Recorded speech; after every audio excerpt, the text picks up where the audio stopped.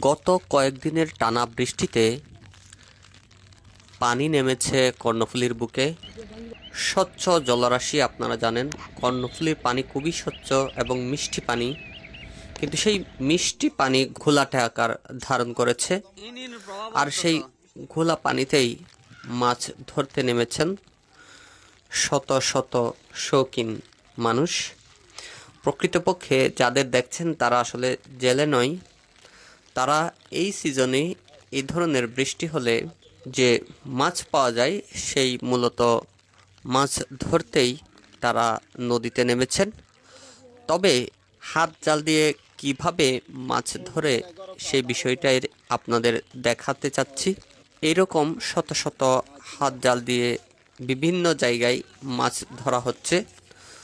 তবে অন্যান্য বারের চাইতে এবারে বা এই সময়ে মাছের দেখা খুবই কম মিলছে। তারপরও তারা থেমে নেই সেই শৌখিন মানুষরা। তারা বলছেন মাছ পড়ুক আর না পড়ুক, তারা মূলত নেমেছেন শখের বসে। মাছ পেলেও ভালো, না পেলেও তাদের কোনো ক্ষতি নেই। তারা মূলত শখের বসেই এই সিজনে টুকটাক এ ধরনের মাছ ধরতে নামেন। বন্ধুরা, এ ধরনের ভিডিও পেতে আমাদের চ্যানেলটি সাবস্ক্রাইব করে রাখতে পারেন।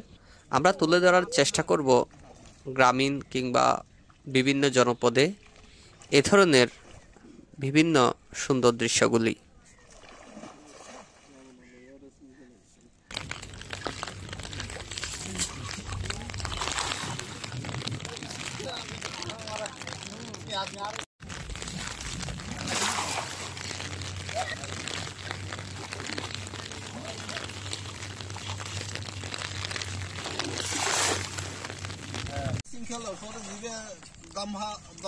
প্রভাবত